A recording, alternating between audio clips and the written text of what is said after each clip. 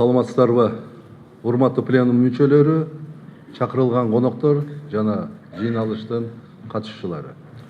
Пленумдун жыйналышын өткөрүүгө кворумдун бар же жок экендигин билдирүү үчүн сөз Кыргыз Республикасынын Жогорку сотунун судьясы, пленумдун катчысы Чаргынова Турсункүл Төлөбековна берилет. Саламатсыздарбы, урматтуу кесиптештер, Меделбек Асанбекович, пленумдун отурумуна чакырылган коноктор жана катышуучулар. Бүгүнкү Кыргыз Республикасынын Жогорку сотунун пленумдун отурумуна Кыргыз Республикасынын Жогорку сотунун 31 судьясы катышууда. Демек, пленумдун отурумун өткөрүүгө кворум бар. Пленумдун отурумун ачык деп жарыялайм.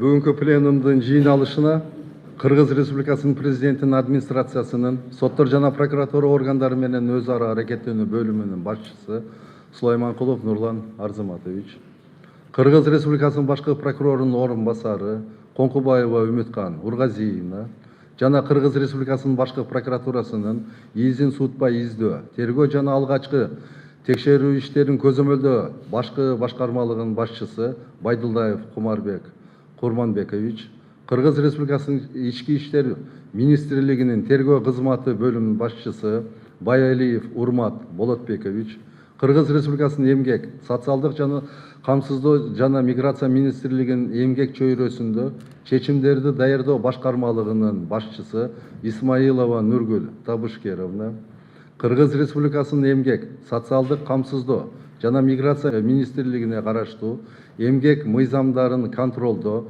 жана көзөмөлдөө кызматынын бөлүм башчысы Алиханов Азизбек Сатыбалдыжанович, Кыргыз Республикасынын жергиликтүү сотторунун судьялары видеоконференц байланыш аркылуу катышууда. Кыргыз Республикасынын Жогорку сотунун регламентине ылайык Кыргыз Республикасынын Жогорку сотунун пленумунун күн тартиби пленумдун жыйналышында бекитилет. Жыйналыштын күн тартибинде төмөнкү Кыргыз Республикасынын Жогорку сотунун пленумунун токтомдорунун долбоорун карап, кабыл алуу үчүн коюлду. Алар: биринчи маселе, баңгизат каражаттарын психотроптук, күчтүү таасир этүүчү жана уулуу заттарды жүгүртүү чөйрөсүндөгү кылмыштар жөнүндө иштер боюнча соттук тажрыйба жөнүндө. Экинчи маселе, эмгектик укуктук мамилелерден келип чыккан талаштар боюнча жарандык иштерди сот тарабынан кароо практикасы жөнүндө. Ушул эки маселе боюнча урматтуу пленумдун мүчөлөрү жыйналыштын күн тартибин бекитүү үчүн добушка коем. Ким макул, ким каршы?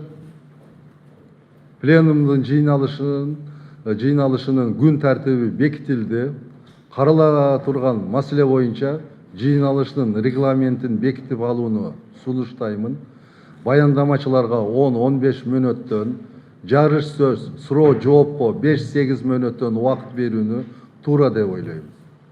Бул сунушту бекитүү үчүн добушка коем. Ким макул, ким каршы? Пленумдун регламенти бир добуштан бекитилди. Турсункүл Төлөбековна бекитилген регламенттин сакталышын көзөмөлдөп турууңузду сураймын. Күн тартипке коюлган маселелерди кароого өтөбүз. Биринчи маселе. Кыргыз Республикасынын Жогорку сотунун пленумунун баңгизат каражаттарын психотроптук, күчтүү таасир этүүчү жана уулуу заттарды жүгүртүү чөйрөсүндөгү кылмыштар жөнүндө иштер боюнча соттук тажрыйба жөнүндө токтомун кабыл алуу. Аталган пленумдун токтомунун долбоору даярдалып, Кыргыз Республикасынын Жогорку сотунун сот КЖ сайтына жайгаштырылган. Илимий консультациялык кеңештин жазык укуктук маселелер боюнча секциясында каралып, талкууланып, кабыл алуу үчүн пленумдун кароосуна сунушталган. Токтомдун долбоору менен таанышып чыктыңыздар. Ошондуктан талкууга өтөбүз. Сөз баяндоочу Кыргыз Республикасынын Жогорку сотунун судьясы Бекешев Тыныбек Рахманбердиевич, сизге берилет. Рахмат, урматтуу кесиптештер, урматтуу Медербек Асанбекович, урматтуу кесиптештер. Кыргыз Республикасынын Жогорку сотунун пленумун сунушталып жаткан токтом долбоору баңгизаттардын жана психотроптук заттардын мыйзамсыз жүгүртүүсү менен байланышкан иштер боюнча бирдиктүү соттук практиканы калыптандырууда өзгөчө мааниге ээ. Бул маселе бүгүнкү күндө абдан курч жана актуалдуу бойдон калууда. Баңгизаттардын мыйзамсыз жүгүртүүсү жарандардын ден соолугуна гана эмес, коомдук коопсуздукка жана социалдык туруктуулукка олуттуу коркунуч туудурат. Ошондой эле ага байланышкан башка кылмыштардын өсүшүнө өбөлгө түзөт. 2001 жылы кабыл алынган мурдагы пленум токтому таптакыр башка социалдык жана укуктук шарттарда кабыл алынган. Ал 1997 жылдагы кылмыш жаза кодексинин жоболоруна негизделген болчу. Ал учурда баңгизаттардын жүгүртүүсүн көзөмөлдөө боюнча адистештирилген органдар болгон эмес. Санариптик технологиялар азыркыдай өнүккөн эмес. Интернет платформалары жана электрондук сатуу каналдары дээрлик жок эле. Учурда сунушталып жаткан токтом долбоору бул эски соттук практиканы жаңы мыйзамдык жана технологиялык шарттардын негизинде системалуу түрдө кайра карап чыгуу. Ал 2024 жылы кабыл алынган Кыргыз Республикасынын баңгизаттар, психотроптук заттар, алардын аналогдору жана прекурсорлор жөнүндө мыйзамына, эл аралык конвенцияларга жана заманбап реалдуулуктарга ылайык даярдалган. Акыркы жылдары бул тармактагы кырдаал олуттуу өзгөрүүгө учурады. Биринчиден, жаңы мыйзамдык жана ведомстволук актылар күчүнө кирди. Жогоруда аталган мыйзам жана министрлер кабинетинин токтому менен бекитилген эрежелер. Алар көзөмөлгө алынуучу заттардын жаңы тизмесин, алардын өлчөмдөрүн жана аныктоо критерийлерин белгилешти. Экинчиден, баңгизат кылмыштарынын мүнөзү да өзгөрдү. Жаңы муундагы синтетикалык баңгизаттар кеңири жайылып, алардын ташуу, сатуу ыкмалары ар түрдүү формада ишке ашырылууда. Интернет платформалар, мессенджерлер, социалдык тармактар, курьердик кызматтар, ал тургай дрондор аркылуу да жүргүзүлүүдө. Бул өзгөрүүлөр укук коргоо жана сот органдары үчүн жаңы чакырыктарды жаратты. Акыркы жылдары соттук практиканы көрсөткөндөй, мыйзамдардын жаңылануусу жана технологиялардын өнүгүшү шартында мындай иштерди кароодо бирдиктүү жана туруктуу багыттардын болушу зарыл болуп калды. Пленумдун токтому долбоору дал ушул маселени чечүүгө багытталган. Ал мурдагы түшүндүрмөлөрдү системалаштыруу, жаңыланган мазмунда берет жана мыйзамсыз баңгизат жүгүртүүсү боюнча кылмыштарды жүктөөдө бирдиктүү ыкмаларды бекитет. Долбоор соттук практиканы жалпылоого жана соттор менен тергөө органдары үчүн ишенимдүү методикалык база түзүүгө багытталган. Долбоор мыйзамсыз баңгизат жүгүртүүнүн бардык негизги баскычтарын камтыйт. Өндүрүү жана кайра иштетүүдө ташуу, жөнөтүү жана сатуу этаптарына чейин. Мындан тышкары анда санариптик технологияларды жана алыстан өткөрүү ыкмаларын колдонуу менен жасалган кылмыштын жаңы түрлөрү түзөтүүсү чагылдырылган. Ошондой эле долбоор экспертизалардын жыйынтыктарын колдонуу тартибин тактап, баңгизат же психотроптук заттын курамын, келип чыгышын жана массасын аныктоо соттук экспертизанын жыйынтыгы менен гана тасталышы керектигин белгилейт. Мындан тышкары, эгер баңгизат нейтралдуу заттар менен аралашкан болуп, экспертиза активдүү заттын так көлөмүн аныктай албаса, анда жалпы аралашманын салмагы эске алынат деген негизги эрежени киргизет. Долбоор экспертизалардын өткөрүү тартибин, заттарды алуу жана документтештирүү эрежелерин тактап, далилдердин ишенимдүүлүгүн жана сотто колдонууга жарактуулугун жогорулатат. Кыргыз Республикасынын кылмыш жаза кодексинин жоболорун эске алуу менен долбоор жаза менен алдын алуу ортосунда маанилүү тең салмакты сактайт. Өз ыктыяры менен тапшырылган жана тергөө жардам көрсөткөн адамдарды жоопкерчиликтен бошотуу мүмкүнчүлүгүн, ошондой эле баңгизатка көз каранды адамдар үчүн дарылоо чараларын карайт. Ушул пленумдун токтомунун кабыл алынышы баңгизаттардын жана психотроптук заттардын мыйзамсыз жүгүртүүсүнө каршы күрөштө өз убагында жана зарыл кадам болуп саналат. Ал заманбап укуктук негиз түзүп, кылмыш жаза мыйзамдарын бирдей колдонууга шарт түзөт. Мыйзамдуулукту бекемдөөгө жана жаңы ырайылдуулуктарга ылайык натыйжалуу күрөшүүгө жардам берет деп. Көңүл бурганыңыздарга чоң рахмат. Тыныбек Рахманбердиевичке суроолор барбы?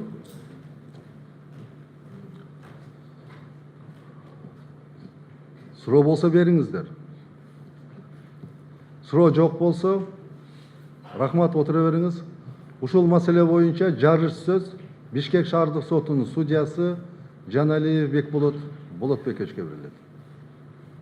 Саламатсыңар, урматтуу Медербек Асанбекович, урматтуу пленумдун катышуучулары жана кесиптештер. Тыныбек Рахманбердиевичтин баяндамасын улантып, мен токтом долбоорунун негизин мазмунуна кененирээк токтолгум келет. Биринчи пункт: соттор ушул категориядагы иштер кароодо таянышы керек болгон мыйзамдык негиздер көрсөтүлгөн.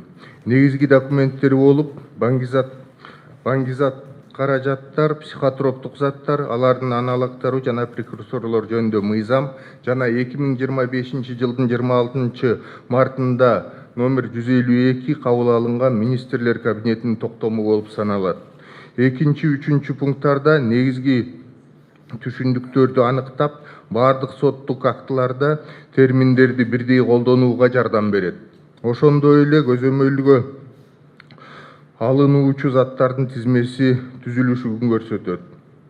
4-чү пунктта көрсөтүлгөндөй, наркотикалык каражаттардын көлөмүн аныктоо маселеси Кыргыз Республикасынын министрлер кабинети бекиткен эрежелерге ылайык сот тарабынан чечилет. 5-чи пункт соттук экспертизанын маанисин белгилейт. Эксперт заттын түрүн, анын курамын, келип чыгышын жана өлчөмүн аныктайт. Бул жолго 4-чү пункту улантып жана маанилүү эрежени тактайт. Наркотикалык каражаттардын көлөмү активдүү заттын таза салмагына жараша аныкталат. Эгер аралашмада таза затты бөлүп чыгаруу мүмкүн болбосо, эсеп жалпы көлөмү боюнча жүргүзүлөт.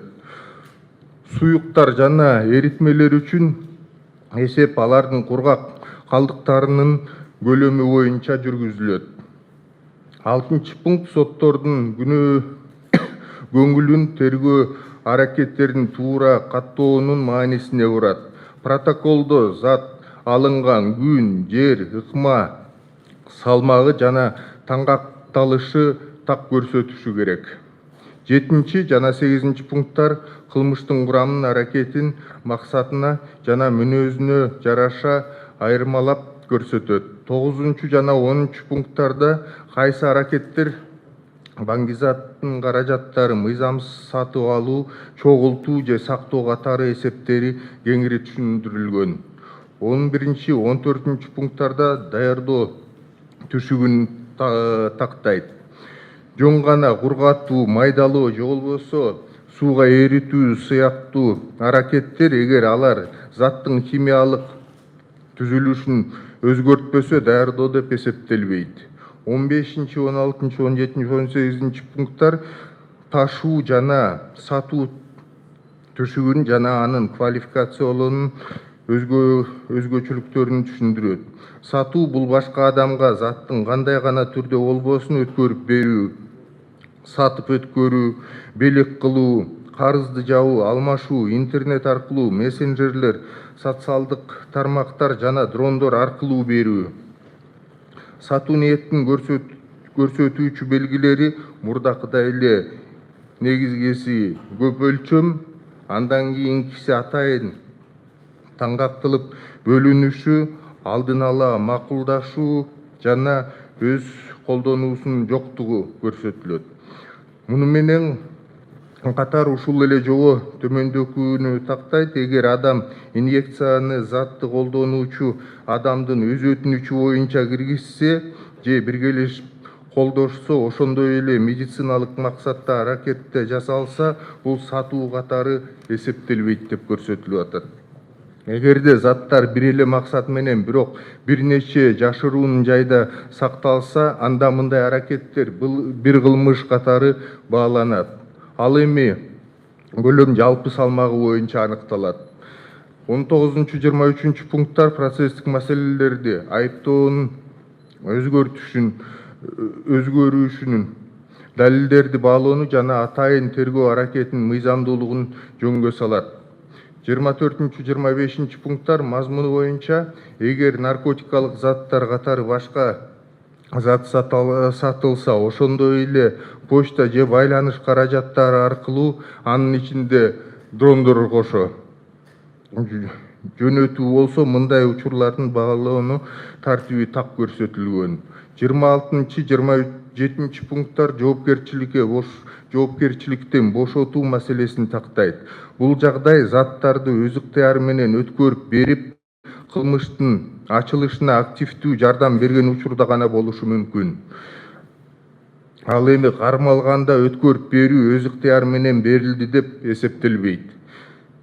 28-30 пункттар урдоо жана талаптонуу учурларды карайт. 31-33 пункттар наркотикалык заттарды колдонууга азгыруу, притон уюштуруу жана пропагандалоо маселелерди камтыйт. 34-35 пункттар рецепттерди жасалмалоо жана мыйзамсыз берүү учурларын түшүндүрөт. 36-37 пункттар кайсы аракеттер притон уюштуруу жана притон кармоо катары эсептелерин түшүндүрөт. 38 пункт жана жаза дайындоо сот айыпталуучуларда наркомания оорусу бар же жок болгондугун жана бул диагноз экспертиза менен тастыкталганын эске алышы керектигин көрсөтөт.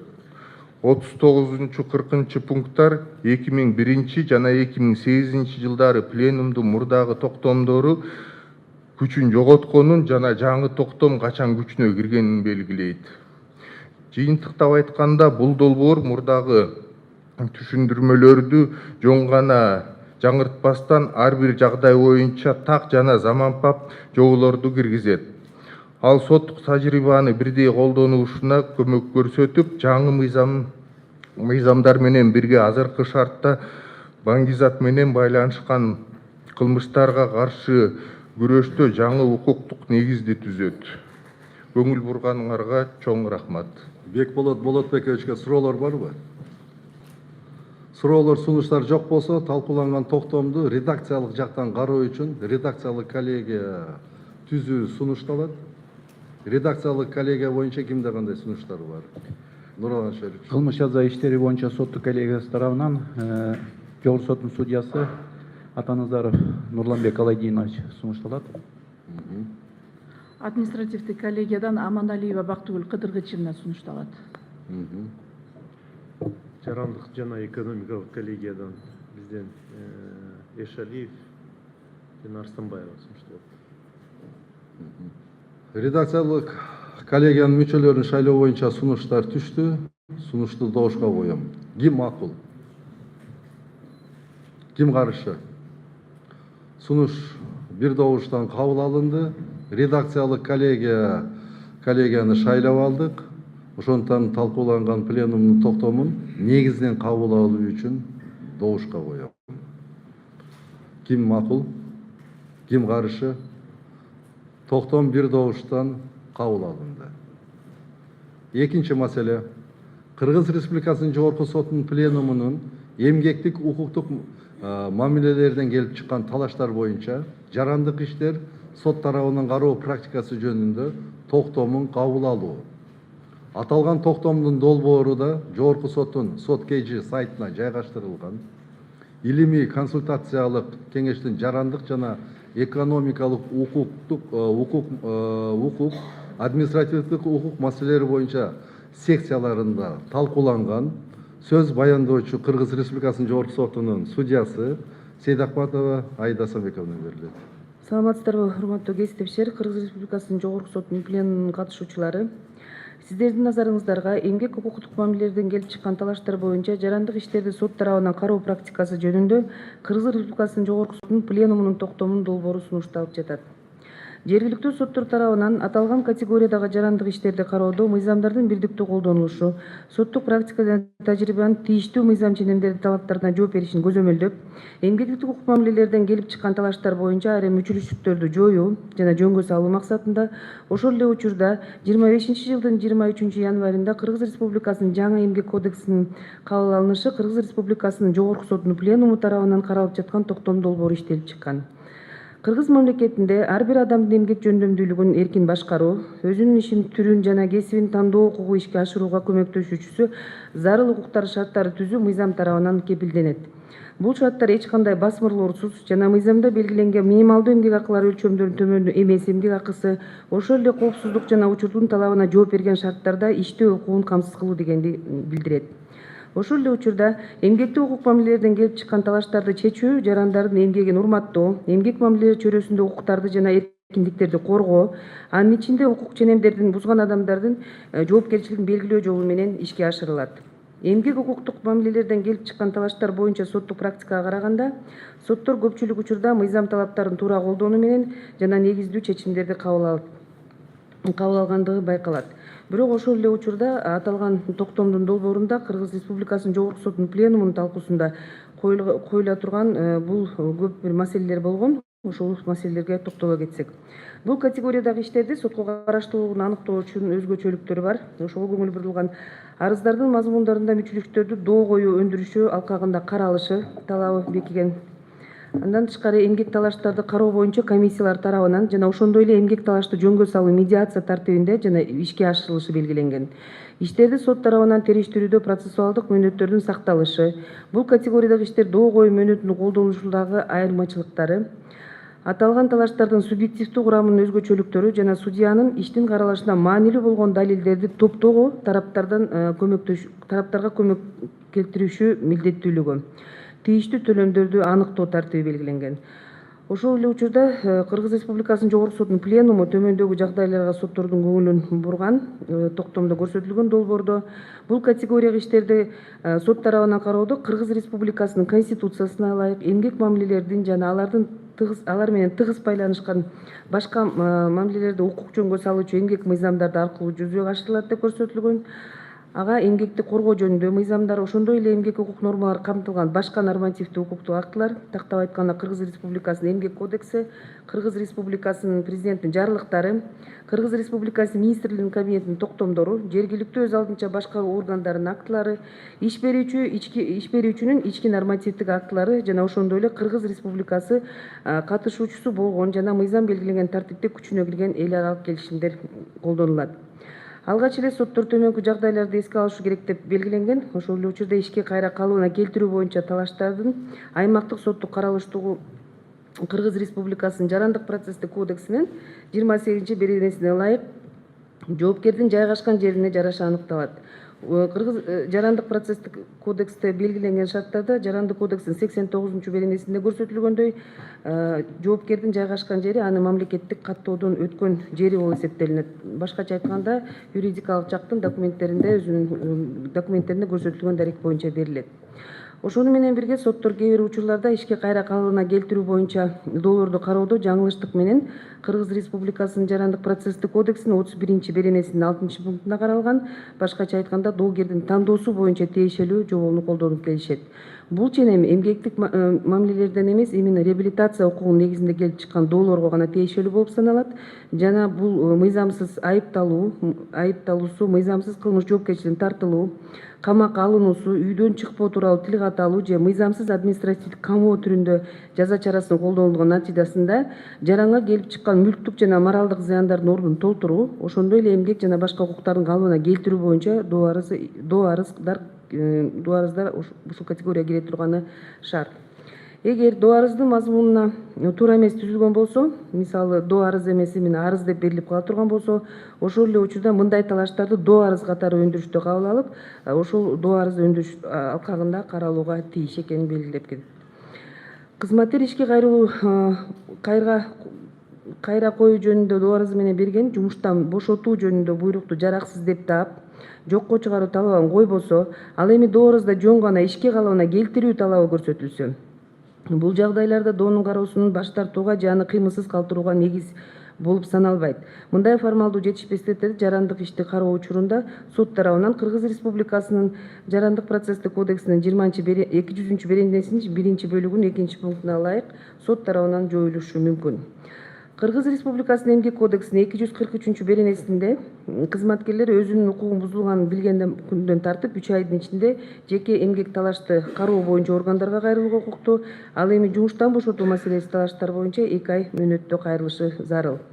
Ошол эле учурда бул талаштарды мөөнөтүнүн себептерин жүйөлүү же жүйөсүз табылышы соттук чечимдин негиздечүү бөлүгүндө көрсөтүлүшү мүмкүн.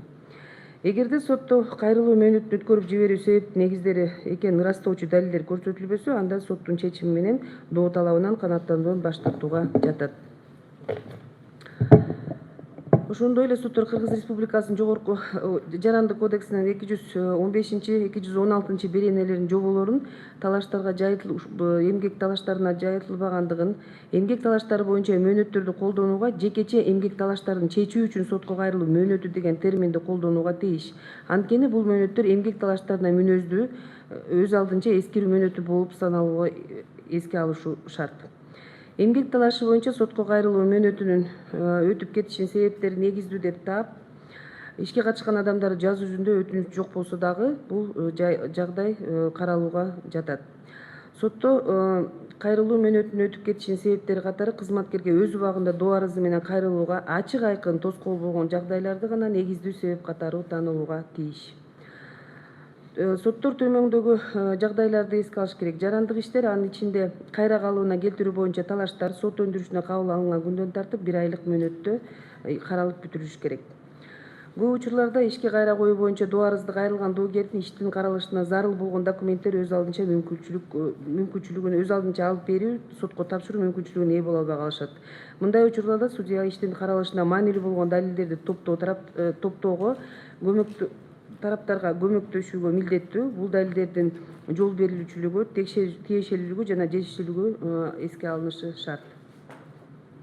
Жумуш берүүчүнүн кызматкерге орточо эмгек акы төлөө милдети бул дагы мыйзамда белгиленген. Эгерде ушул эмгек акынын орточо төлөмүнүн милдети эмгек китепчеси берилишинин кечиктирүү жумуш берүүнүн күнөөсүнөн улам болсо, кызматкерлер жаңы жумушка орноштурууга аракет кылган, бирок жетекчинин күнөөсү менен эмгек китепчеси берилбей калган убакта жумушка алынбай калган себептен ушундай шарттарда болсо, анда сотко кайрылууга жана эмгек акысын төлөөсүн суроого укугу бар. Эгерде кызматкерлер мыйзамсыз бошолгондон кийин кайра ишке калыбына келтирилсе жана анын бошотулушу жараксыз деп табылса, анда орточо эмгек акыны эмгек китепчесинен кеч берилиши үчүн өндүрүү жөнүндө доосу канааттырылууга жатпайт. Себеби кызматкер кайра мурдагы ордуна орноштурулган болот. Кыргыз Республикасынын Эмгек кодексинин 96 беренесине ылайык, Эмгек кодекси каралган бардык учурларда орточо эмгек акыны аныктоо үчүн бирдүү эсептөө тартиби белгиленген. Бул эсептөө тартиби тууралуу токтомдун долбоорунда эсептөөнүн тартиби толугу менен көрсөтүлгөн. Мурдагы токтомго караганда өзгөчөлүк азыр бир гана формага келген дагы бир эсеп менен бир тартипте эсептелинет. Кыргыз Республикасынын Эмгек кодексинин 3 беренесинин 7-пунктуна белгиленгендей, эмгек милдеттери укуктук жөнгө салуу негизги принциптеринин бири негизсиз жумуштан бошотууга жол бербөө болуп саналат. Ушуга байланыштуу соттор бул категорияга иштерди кароодо кызматкерди жумуштан бошотууга байланыштуу бардык жагдайларды жана далилдерди туура баалоо менен эске алууга милдеттүү. Кыргыз Республикасынын Эмгек кодексинин 44 беренесинин 1-бөлүгүнүн 4-пунктуна ылайык, менчик ээси алмашкан шарттарда кызматкерди жумуштан бошотуу укугу уюмдун жетекчиси, анын орун басары жана бухгалтерге гана тиешелүү. Бул негиз боюнча эмгек келишин токтотууга башка жумушчулар менен ведомстволук бухгалтерлер менен гана жол берилет. Эгерде уюмдун ведомстволук караштыгы өзгөрсө, бирок мүлккө болгон менчик укугу башкаларга өтпөсө, анда бул адамдарды Кыргыз Республикасынын Эмгек кодексинин 44 беренесинин 1-бөлүгү боюнча жумуштан бошотууга мүмкүн эмес. Эгерде ишке келбегендиги үчүн жумуштан бошотулган адамды кайра жумушта орноштуруу жөнүндө ишти кароодо жумушчунун жумуш ордуна жок болгондугу жүйөсүз себептерден келип чыгып, бирок иш берүүчү менен жумуштан бошотуунун тартиби бузулгандыгы такталса, аргасыз иштебей жүргөндүгү үчүн орто эсептеги эмгек акысын өндүрүү жөнүндөгү доо талаптары канааттандырууга жатат. Жумушка кайра орноштуруп жаткан жумушчуга орто эсептик эмгек акысын анын жумуштан бошотуу жөнүндө чыккан күндөн баштап өндүрүлүшү керек. Анткени ошол күндөн баштап жумушчунун ишке келбегендиги аргасыз деп табылат. Эмгек келишиминин жазык жоопкерчилигине тартылган кызматкерлерге карата ишке ордун сактап калууга мүмкүнчүлүк бербеген жаза дайындалганга байланыштуу токтотулушунун мыйзамдуулугу жөнүндө арыздарды кароо учурунда соттор төмөнкүлөрдү эске алууга тийиш. Эмгек келишим кызматкерге карата чыгарылган жана анын күчүнө кирген соттун өкүмү болгон учурда гана токтотулушу мүмкүн. Жумуш берүүчү башка учурларда эгерде ал кызматкер жоопкерчиликке тартылып жатса, кызматкерлерди өз эмгек милдетин аткаруу убактылуу чектетүүгө укуктуу, бирок жумуштан бошотууга мүмкүнчүлүгү жок, укугу жок. Кыргыз Республикасынын Эмгек кодексинин 49-беренесинин 1-бөлүгүнүн 4-пунктуна ылайык, кызматкерге карата соттун өкүмү жана эркинен ажыратуу белгилүү болгон кызматты ээлөөгө, ишти жүзөгө ашырууга тыюу салынган өңдүү дайындалуу учурларда мындай жазуу мурунку кызмат ордуна иштөөгө жол берилбесе, анда гана эмгек келишими токтотулууга жатат. Бул норма өкүм мыйзамдуу күчүнө киргенден кийин гана колдонулат. Жумуш берүүчүлөр практикасында көп учурларда кызматкерлерди кылмыш жоопкерчилигине тартылып же камакка алынган учурда өкүм күчүнө кире электе эле жогоруда көрсөтүлгөн жоболорду негиз кылып эмгек келишимин токтотушат. Бул эмгек мыйзамдарын бузуу болуп эсептелинет. Анткени соттун өкүмү мыйзамдуу күчүнө кире элек болсо, анда кызматкерди күнөөсүз деп табылышы мүмкүн, актоо өкүмү чыгышы мүмкүн же эркинен ажыратуу менен байланышпаганда жаза дайындалышы мүмкүн. Ал эми эмгек келишимин токтотууга негиз болгон турган жаза түрлөрү Кыргыз Республикасынын жазык кодексинде белгиленген. Эгерде кызматкер мыйзамсыз негизде же мыйзамда белгиленген тартип бузуу иштерде бошотулган болсо, бирок соттун чечими чыгарылган учурга чейин анын мурдагы жумуш орду жоюлуп калган болсо, мисалы штат кыскарып же болбосо бөлүм жоюлган болсо, уюм ликвидация болуп кетсе, анда сот Кыргыз Республикасынын Эмгек кодексинин 246-беренесинин 8-бөлүгүнө ылайык иш берүүчү жана мураскери тарабынан кызматка карата 12 айлык орточо айлык акыдан кем эмес өлчөмдө акча компенсация төлөнүп берилүүгө милдет. Бул норма кызматкерлердин моралдык жана материалдык жоготууларды жарым-жартылай болсо да компенсациялоо максатында көздөйт жана иш берүүчү тарабынан келтирилген мыйзам бузуулардын олуттуулугун эске алуу менен колдонулушу зарыл. Эгерде жумушка калууна кетирилген жөнүндө талаш каралып жатканда, сот жумуш берүүчүнүн кызматкер менен эмгек келишимин токтотууга мыйзамдуу негиздерди болгон деп тапса, бирок бошотуу жөнүндө буйрукта себеп же укуктук негиздер туура эмес көрсөтүлгөн болсо, мисалы туура эмес берене менен көрсөтүлүп жана мыйзамда нормалар дал керилбей калган болсо, анда сот Кыргыз Республикасынын Эмгек кодекси жана башка мыйзамдарга так көрсөтүлгөн формулировкага ылайык бошотуу себебин жана укук негиздерин өзгөртүүгө милдеттүү. Кыргыз Республикасынын салык эмес кирешелер жөнүндө кодексинин 141-беренесинин 1-бөлүгүнө 1-пунктуна ылайык эмгек милдеттерден келип чыккан талаш тартыштар боюнча, анын ичинде эмгек акы жана башка эмгек акы төлөөр суммаларды өндүрүү тууралуу доо арыздар доогер тарабынан мамлекеттик алымдан бошотулган. Урматтуу пленум отурумунун катышуучулары, жыйынтыктап жатып талкууга коюлуп жаткан токтомдун негизги пункттары белгиленгенин, жагдайлар дагы тереңирээк тийиштүү мисалдар менен токтомдо баяндалган жана ошондой эле аталган категориялык иштердин өзгөчөлүктөрүн эске алуу менен ишти соттук кароодо өз убагында толук даярдоо жана так даярдоо анын сапаттуу жана мыйзамдуу белгиленген мөөнөттө кароого негизинен мааниге ээ болот деген баса белгилейбиз. Көңүл бургандарыңыздарга чоң рахмат. Аида Самбековна, суроолор барбы? Суроолор сизге жок экен, чоң рахмат, отура бериңиз. Суроо жок болсо, жарыш сөз Бишкек шаардык сотунун судьясы Барктабасова Элмира Бектураловна берилет. Саламатсыздарбы, урматтуу Медербек Асанбекович, пленумдун катышуучулары, кесиптештер. Сунушталып жаткан токтом долбоору эмгектик укук мамилелерден келип чыккан талаштарды кароодо мыйзамдардын соттор тарабынан туура жана бирдиктүү колдонулушун камсыз кылууга багытталган. Акыркы мезгилде соттордо эмгекке байланышкан иштердин категорияларынын өсүшү байкалууда. Бул эмгек мамилелеринин заманбап шарттарга ылайык өркүндөшүнө, кызматкерлердин жана иш берүүчүлөрдүн эмгек укуктарын коргоо кепилдиктеринин күчөшүнө, ошону менен бирге иш берүүчүлөрдүн эмгек мамилелерин жөнгө салуучу мыйзамдардын талаптарын толук аткарбоосунан келип чыгууда. Ал эми кызматкерди бошотууга байланышкан талаштарды кароодо соттор иштен бошотуунун негиздерин мыйзамга ылайыктуулугу же мыйзамда каралган тартипти бузуу менен жүргүзүлгөнүн толук жана ар тараптан изилдеп, аныкталган жагдайлардын негизинде кызматкердин иштен мыйзамсыз бошотулганы тастыкталса, анын бузулган укуктарын калыбына келтирүү, анын ичинде мурда иштеген кызмат ордуна кайра орноштуруу тууралуу чечим чыгарууга милдеттүү. Жумуш берүүчү тарабынан кызматкерлерди иштен бошотуу тууралуу чечим кабыл алууда Кыргыз Республикасынын Эмгек кодексинин мамилеттик этик жарандык жана муниципалдык кызмат жөнүндө мыйзамда жана эмгек мамилелерин жөнгө салуучу башка укуктук нормаларында каралган кызматкерлерди тартип жоопкерчилигине тартуу процедуралары сакталбай, кызматкердин мыйзам тарабынан корголуучу укугун одоно бузуу менен иштен бошотуусу до талабын канааттандырууга негиз болгонун соттук тажрыйба көрсөтүүдө. Мындай жагдайда аталган токтом долбоордун кабыл алынышы өтө маанилүү. Анткени Кыргыз Республикасынын Эмгек кодексинин 44-беренесинде каралган негиздер боюнча иштен бошотууга байланышкан талаштарды кароодо соттор тарабынан изилденүүгө тийиш болгон жагдайлардын жана аларды тастыктоочу далилдердин токтомдо белгилениши бул категориядагы иштерди караган соттордун ишин кыйла жеңилдетип, талаштын туура жана мыйзам чегинде чечилишине, соттук бирдей практиканын түзүлүшүнө өбөлгө түшүрөт. Долбоордо экинчи ирет негизсиз түрдө эмгек милдеттерин аткарбагандыгы үчүн мурда берилген тартиптик жазанын негизинде жумуштан бошотууга байланышкан талаштарды кароодо эмгек милдеттерин ылайыксыз аткаруу түшүнүгүнө кирген учурларга мыйзам талаптарын бузуу, эмгек келишиминде каралган милдеттерди аткарбоо, ички эмгек тартиби жана башка жергиликтүү нормативдик актыларды сактабоо, кызматтык нускаманын талаптарын аткарбоо, уюмдун жоболорун бузуу, жумуш берүүчүнүн буйруктарын аткарбоо, техникалык эрежелерди сактабоо киреери каралуу менен бирге соттор эске алууга тийиш шарттар, жоопкерден талап кылынуучу далилдер белгиленип, жумуштан бошотуу түрүндөгү тартиптик жаза чарасын колдонууга, эмгек келишимдерин түзүү жана токтотуу укугуна ээ болгон кызмат адамы гана укуктуу экени көрсөтүлүп, тартиптик жаза чарасын колдонууга чейин талап кылынуучу түшүндүрмө берүүдөн кызматкер баш тартса, бул факты жумуш берүүчү тарабынан түзүлгөн акт менен ырасталып, каттоого алынууга тийиш экени каралган.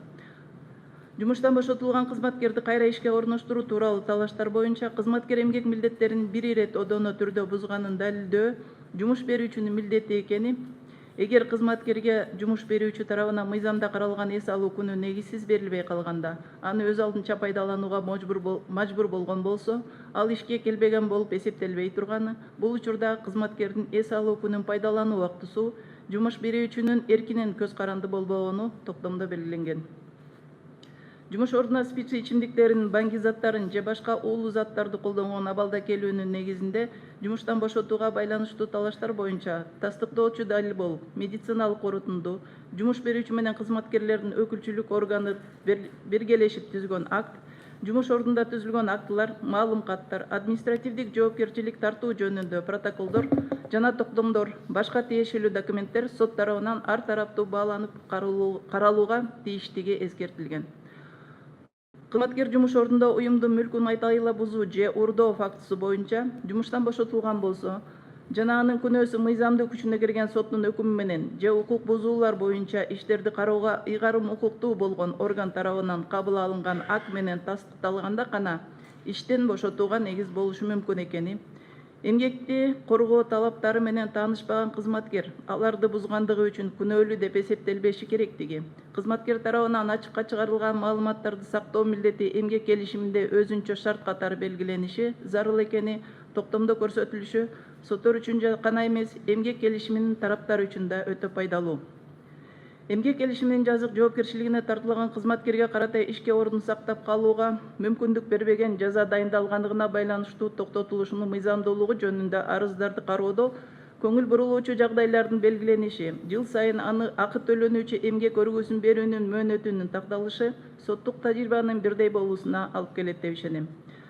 Токтом мыйзамсыз негизде же мыйзамда белгиленген тартип бузуу менен кызматкерди жумуштан бошотуу, аргасыз бош жүргөн күндөр үчүн эмгек акын өндүрүү, моралдык зыяндын ордун толтуруу тууралуу талаштарды кароодо соттор үчүн гана жетекчиликке алынуучу акт эмес, эмгек мамилелеринин бардык катышуучулары үчүн дагы маанилүү болгон укуктук акт жана токтом долбоорунун кабыл алынышы жумуш берүүчү менен кызматкердин ортосунда келишим түзүүдө же түзүлгөн келишимди бузууда, башка эмгек мамилелери боюнча чечим кабыл алууда, мыйзамдарда каралган процедуралардын, анын ичинде жаңы редакцияда кабыл алынган эмгек кодексинин нормаларында каралган талаптардын аткарылышына толук өбөлгө болот деп эсептейм. Көңүл бурганыңыздарга чоң рахмат. Элмира Бектургановна, суроолор барбы? Суроолор жок экен, рахмат, отура бериңиз. Кийинки жарыш сөз Чүй облустук сотунун судьясы Сатарова Айнура Мелисовнага берилет. Саламатсыңарбы, урматтуу Медербек Асанбекович, урматтуу Кыргыз Республикасынын Жогорку сотунун пленум мүчөлөрү жана кесиптештер. Жогорку соттун пленумунун кароосуна сунушталып жаткан токтом долбоору баарыбызга белгилүү болгондой, Кыргыз Республикасынын жана эмгек кодекси күчүнө киргенине байланыштуу даярдалынган. Аталган кодекс эмгек мыйзамдардын системалуу түрдө жаңылап, кызматкер менен иш берүүчүнүн ортосундагы мамилелерди жөнгө салуу ыкмасын өзгөртүп, эмгек укуктарын коргоонун кепилдиктерин күчөттү. Токтомдун түшүндүрмөлөрү төмөнкүдөй иштерге да колдонулат. Башка кызматка которуу, эмгектин маанилүү шарттарын өзгөртүү, эмгек акы жана компенсацияларды өндүрүү, тартиптик жаза чараларды, ар кандай түрдө эмгек келишимдердин токтотуу. Ошентип долбоор соттук тажрыйбасын комплекстүү ыкманы түзүп, эмгек кодексинин колдонулушун бардык негизги маселелерин бириктирет. Бул долбоор Кыргыз Республикасынын Конституциясынын жана эмгек кодексинин нормаларына негизделет. Мурунку редакциядан айырмаланып, анда соттор төмөнкүлөргө көңүл бурууга чакырылат. Эгер эл аралык келишимдер кызматкер үчүн көбүрөөк жагымдуу шарттарды белгилесе, аларды түздөн түз колдонуу. Эмгек талаштардын чечүүнүн альтернативдүү ыкмаларын өнүктүрүү, анын ичинде медиацияны колдонуу. Эмгек талаштарын кароо боюнча комиссиянын ыйгарым укуктуу мамлекеттик орган менен соттун ыйгарым укуктарын так ажыратуу. Муну менен пленум соттук практиканы жаңы эмгек чындыктарга жана эл аралык стандарттарга толук шайкеш келтирүүгө багытталат. Айрыкча долбоор эл аралык келишимдердин колдонушуна өзгөчө көңүл бурат. Эгер эл аралык келишимдер Кыргыз Республикасы ратификацияланган жана алар ички нормаларга караганда кызматкерлер үчүн пайдалуураак шарттарды белгилесе, анда дал ошол эле эл аралык келишимдердин жоболору колдонулат. Бул жаңылык эл аралык милдеттенмелердин артыкчылыгын чагылдырат, кызматкерлердин эмгек укуктарын корголушуна жогорку деңгээлге кепилдик берет. Жаңы долбоордун негизги айырмачылыктары: биринчиден, жөнгө салуунун көлөмү кеңейтилди. Эми ал жеке эмгек талаштардын бардык түрлөрүн камтыйт, мурдагыдай кызматтан бошотуу менен гана чектелбейт. Экинчиден, сотко караштуулук так бөлүнгөн. Долбоор түздөн түз жумуш ордуна кайра орноштуруу боюнча доо арыздар жоопкердин жашаган дареги боюнча каралат жана соттор доогердин тандоосу боюнча караштуулукту колдонгондон мурунку каталарды жокко чыгарат. Үчүнчүдөн, долбоордо мурда болбогон жаңы бөлүмдөр киргизилген. Акталган адамдардын эмгек укуктарын калыбына келтирүү тартиби, саясий жана атайын мамлекеттик кызматтарды ээлеген кызматкерлердин укуктук макамы, эмгек документтердин электрондук формасы, мисалы эмгек китепчелерди электрондук форматта жүргүзүүгө уруксат берүү. Ошондой эле долбоордо реабилитацияланган жарандардын эмгек укуктарын калыбына келтирүү институту кеңири ачылган. Бул категория иш жүзүндө чагылдырбаган мурдагы пленумдун айырмаланып, азыр реабилитация укугу жазык процесстик мыйзамдардын эрежелери боюнча келип чыгаары жана соттун чечими менен эмгек укуктарын калыбына келтирүү мүмкүндүгүн камтый тургандыгы түшүндүрүлгөн. Мындай чечимдерди аткаруу тартиби такталып, мурдагы иш берүүчүнүн же анын укук улантуучусунун кызматкери кызмат ордуна калыбына келтирүү милдети, ошондой эле эмгек китепчесиндеги бошотуу жөнүндөгү жазууларды жокко чыгаруунун тартиби аныкталган. Бул түшүндүрмөлөр практикадагы кенемтелерди четтетет жана жазыктык укугунтуга негизсиз дуушар болгон адамдардын укуктарын коргоо ченемдерин бир түрдүү колдонушун камсыз кылат. Мындан тышкары долбоордун 7-пунктуна эмгек талаш тартыштары боюнча сотко кайрылуунун мөөнөтү жөнүндө маселе кененирээк көрсөтүлгөн. Эми жарандык кодекстеги эскирүү мөөнөтү жөнүндө ченемдери эмгек иштерине колдонулбайт. Ал эми өз алдынча жеке эмгек талашын чечүү үчүн сотко кайрылуу мөөнөтү түшүнүк киргизилген.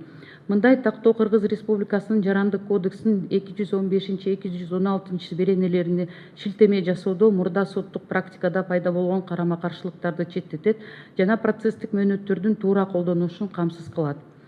Долбоор мөөнөттү өткөрүп жиберүүнүн себептерин жүйөлөштүрүү критерийлерин деталдаштырылат. Алар менен сотко өз убагында кайрылуу жолто болгон объективдүү жагдайлар, бул оору жана иш сапары жана башка жагдайлар каралышы мүмкүн экенин көрсөтүп, бул соттук чечимдердин көбүрөөк укуктук тактыгына жана бир түрдүүлүгүнө өбөлө түзөт. Ошондой эле пленумдун долбоору 10-пунктунда мамлекеттик жана муниципалдык кызмат орундарынын категорияларын укуктук мазмунун кыйла кеңейтип конкреттештирилген. Мындан тышкары биринчи жолу саясий муниципалдык кызмат түшүнүгү киргизилип, бул жергиликтүү кеңештин депутатынын же жергиликтүү өз алдынча башкаруунун аткаруу органынын башчысынын бийлик ыйгарым укуктарын жүзөгө ашыруучу жана тиешелүү администрациялык аймактык бирдиктин деңгээлинде саясий программаларды ишке ашыруучу кызмат орду. Бул тактоолор мамлекеттик жана муниципалдык кызмат орундарынын бирдиктүү квалификациясын түзүп, эмгек мыйзамдардын колдонууга кемчиликтерин четтетет жана мындай адамдарды бошотуу, которуу жана тартиптик жоопкерчиликке байланыштуу талаштарды чечүүдө компетенциялардан так чектелишин камсыз кылат. Долбоор орточо эмгек акынын эсептөө механизмин тактайт жана жаңылайт. Эгерде мурда нормалар эскирген эмгек кодексинин 169 беренесине шилтеме жасаса, эми жаңы эмгек кодексинин 95 беренесинин жоболорун колдонулат. Сыйлык жана үстөктөрдү кошо алганда бардык төлөөлөрдү эске алуу менен эсептөө бирдиктүү тартибин белгилейт. Эми эмгек келишиминин токтоткондо кызматкерге төлөнүүчү бардык төлөмдөр жумуштун акыркы күнүнөн кечиктирилбестен төлөнүшү керек. Ал эми кечиктирилген учурда жумуш берүүчү ар бир кечиктирилген күн үчүн кошумча 0,25% төлөп берүүгө милдеттүү. Буга чейин 2013 жылкы пленумда бул өлчөм 0,15%ды түзгөн. Бул иш берүүчүнүн материалдык жоопкерчилик деңгээлин жогорулагандыгын көрсөтүп турат. Мындан тышкары эмгек талаш тартыштарын чечүү үчүн кайрылуунун мөөнөттөрү менен жарандык укукта колдонулуучу доонун эскирүү мөөнөттөрүнүн ортосунда так чектөө киргизилген. Ошондой эле доонун эскирүү мөөнөтү 3 жыл эмгек акыны өндүрүү жөнүндө талаш тартыштарга гана тиешелүү экендиги белгиленген. Бул тактоолор мурдагы практиканын так эместигин четтетип, кызматкер менен өз убагында эсептешүүнүн кепилдигин жогорулатат жана жаңы эмгек кодексинин ченемдеринин бирдей колдонулушун камсыз кылат. 14-пункт практикалык багытка ээ болду. Орточо эмгек акыны эсептөө тартиби азыр эсептөөнүн конкреттүү мисалдары менен толукталды. Бул түшүндүрмөлөрдө сотторго түшүнүктүү жана колдонууга мүмкүндүк берет. Ушул пункттун акыркы абзацтары дагы кеңейтилди. Кайсы учурларда мажбурлап жумушка келбей калуу үчүн төлөмдөргө эмгек акыны кечиктиргендиги үчүн пайыздарды эсептөө жоболору колдонулбайт. Ошондой эле пайыздарды өндүрүү шарттары аныкталган. Бул сот практикасына мурда пайда болгон карама каршылыктарды жок кылат. 2013 жылдагы пленум боюнча кызматкерди жумуш ордуна кайра орноштуруу мүмкүн болбогон учурда орточо айлык 12 эселенген сумманы төлөнчү. Эми долбоор бул норманы тактап турат. Мындай компенсация тек гана мөөнөтсүз келишимдерге тиешелүү. Эгер келишим мөөнөтү болсо 1 жылга чейин, анда сот кызматкерге мажбурлап отурган убакыт үчүн эмгек акыны гана төлөп берет. 12 эсе компенсация берилбейт. Бул ыкма сот практикасын адилеттүү жана мыйзам бузууга пропорционалдуу кылып, иш берүүчүлөр үчүн ашыкча санкцияларды жок кылат. Пленумдун жаңы долбоору аялуу категориядагы жарандарды коргоо боюнча тактоолорду кеңейтет. Кош бойлуу аялдар, жалгыз бой энелер, майыптар, ден соолугунун мүмкүнчүлүктөрүн чектелген кызматкерлер. Мындай жарандарды квалификациясына ылайык келбегендигине менен байланышкан негиздер боюнча бошотуу жол берилбестиги бекемделген. 22 пунктта биринчи жолу кош бойлуу аялдар, 3 жашка чейинки балдары бар аялдар, жалгыз бой энелер жана энесиз балдарды тарбиялап жаткан адамдар үчүн кепилдиктер толук ачылган. Пленум мындай кызматкерлер штаттык бирдикте же санды кыскартууда жогорку коргоого ээ экенин жана аларды тийиштүү негиздер боюнча бошотууга жол берилбестигин баса белгилейт. Мындан тышкары адистештирилген уюмдарда иштеген ден соолугунун мүмкүнчүлүктөрү чектелүү адамдарга тиешелүү жаңы түшүнүк биринчи жолу киргизилген. Алардын квалификациясына же эмгегинин өндүрүмдүүлүгүнө карабастан жумушта калууга артыкчылыктуу укугу бекемделген. Бул социалдык адилеттүүлүктү жана инклюзивдүү принциптерди ылайык келет. Мындан тышкары аскер кызматкерлерин, Ички иштер министрлигинин, УКМКнын, БАДЖы, салык кызматынын кызматкерлеринин эмгек талаштары өзүнчө көрсөтүлгөн. Атайын мыйзамдардын алкагында каралат. Долбоордун 10 пунктунда эмгек мыйзамдардын колдонулушу жыйылтылбаган укук коргоо органдарынын тизмеси такталган. Эски эмгек кодексинен айырмаланып, бул тизме биринчи жолу сотко чейинки өндүрүштү жүзөгө ашыруучу салык кызматынын органдарына киргизилген. Долбоор биринчи жолу эмгек иштеринде медиация институтун киргизди. Долбоордун 5 пунктуна эмгек мыйзамдары үчүн жаңы түшүнүк киргизилген. Жеке эмгек талаш тартыштарын жөнгө салуу ыкмасы катары медиация. Эми эмгек талаш тартыштары боюнча комиссиялар, ыйгарым укуктуу мамлекеттик орган жана соттор менен катар тараптар чыр чатактарды медиация жол жобосу аркылуу жөнгө сала алышат.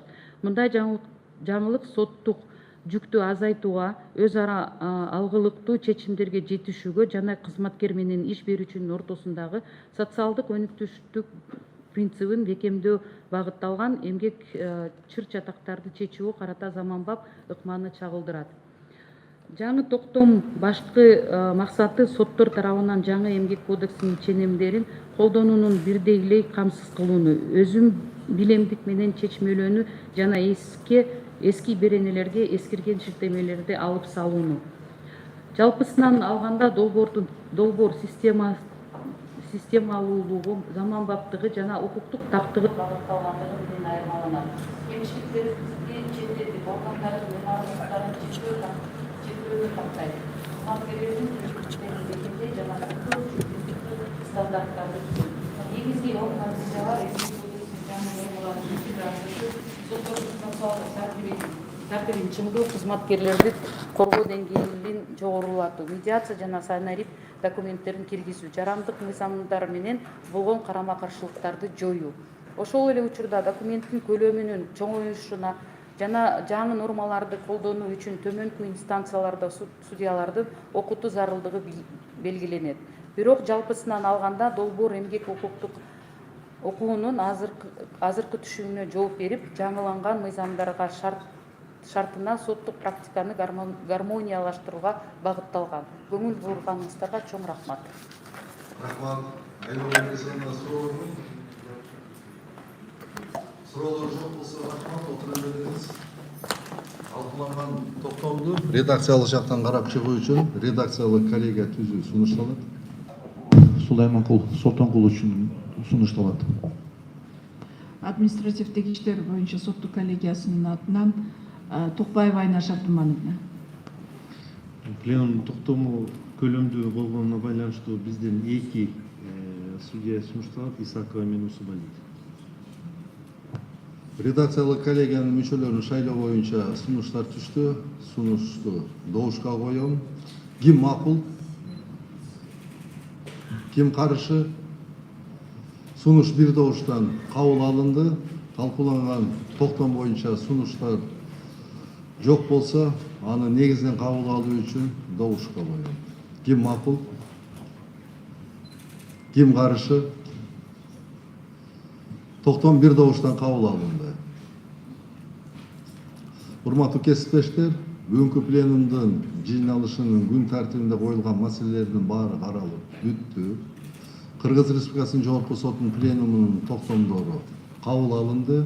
Бардыгыңыздарга рахмат. Бирок жыйналышты жабык деп жарыяланганга чейин урматтуу Турсункул Төлөкбековна, коллегиянын төрагалары, бардыгыңыздарга маалым болгондой, бүт соттук практика боюнча пленумдун токтомдору инвентаризациядан өткөн, инвентаризация бүткөн.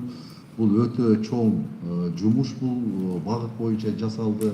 Канча деген токтомдорубуз күчүн жоготту, себеби канча деген мыйзамдар өзүнүн жокко чыгарылган көп биздин пленум токтомдору жокко чыкты. Анын ичинен кошумча толуктоо киргизе турган биздин пленум токтомдорун кабыл алышыбыз керек. Бул боюнча Турсун Кутурбековна баардыгына бөлүнгөн да пленумдун мүчөлөрүнө баардыгына. Анан ушул кимде ушул пленум токтомдору боюнча иш жүргүзүп атсаңыздар, баардыгыңыздардан суранычы эртелетип берсеңиздер, анткени биз азыр кыска убакытта соттук практиканы, бирдиктүү соттук практиканы, единая судебная практиканы биз азыр кайра калыбына келтиришибиз керек. Ошондуктан баардык пленум мүчөлөрү сиздерден сураныч ушул жагынан катуу иштеп берсеңиздер. Чоң рахмат. Жыйналышты уюштуруусу боюнча, өтүшү боюнча сын пикир сунуштарыңыздар барбы? Болсо айтыңыздар. Кандай сунуш пикирлерди? Жокпу? Анда жок болсо пленумдун жыйналышына чакырылган коноктору убактысын бөлүп келип катышып бергениңиздер үчүн терең ыраазычылык билдиребиз. Рахмат сиздерге. Кыргыз Республикасынын Жогорку сотунун пленумунун жыйналышын жабык деп жарыялайт. Рахмат.